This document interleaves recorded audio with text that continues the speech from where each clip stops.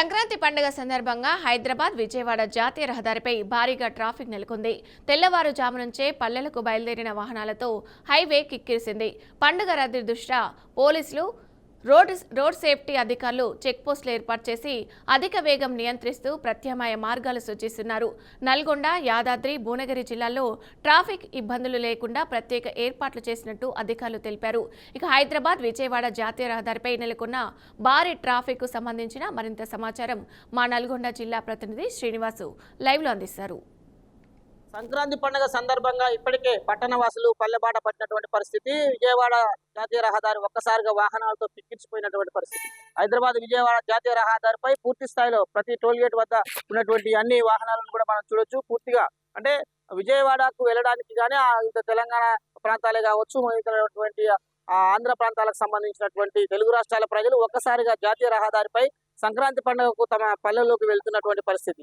ఈ విషయానికి సంబంధించి ఇప్పటికే పూర్తిగా అంటే ఏ ప్రాంతాలకు వెళ్లాలో, ఎక్కడి నుంచి ఎక్కడికి వెళ్లాలో వీరందరికి సంబంధించినటువంటి రూట్ మ్యాప్ తో సహా యాదాద్రి జిల్లా, సూర్యాపేట జిల్లాకు సంబంధించినటువంటి ఎస్పీలు పూర్తిగా పట్లాన కొడిలిలోని చెక్ పోస్టులు ఏర్పాటు చేసి వివిధ హోదాలో పనిచేసినటువంటి ఆఫీసర్స్, రోడ్ సేఫ్టీ అధికారులే కావచ్చు, మరికొంతమంది హెల్త్ డిపార్ట్మెంట్ వాళ్ళే కావచ్చు, మరికొంతమంది ఉన్నటువంటి చెక్ పోస్టులు ఏర్పాటు చేసి వారికి ఎలాంటి అవాంఛనీయ సంఘటనలు జరగకుండా పూర్తి స్థాయి ఏర్పాట్లు అయితే చేశారు.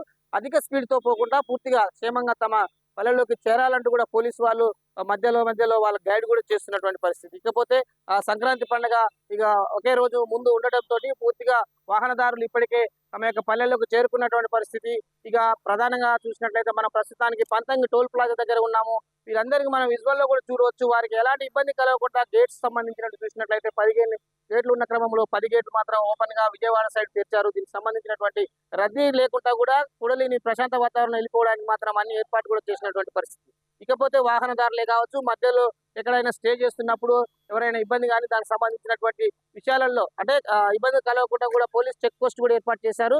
వివిధ ప్రాంతాల నుంచి వస్తున్నటువంటి చూసినట్లయితే ప్రధానంగా హైదరాబాద్ విజయవాడ జాతీయ రహదారిపై విజయనగరం, విశాఖపట్నం, శ్రీకాకుళం, నెల్లూరు, ప్రకాశం తదితర ప్రాంతాలకు వాహనదారులు వెళ్తున్న క్రమంలో కూడా అధిక స్పీడ్ పోకూడదని కూడా పోలీసు వాళ్ళు హెచ్చరికలు కూడా జారీ చేస్తున్నటువంటి పరిస్థితి.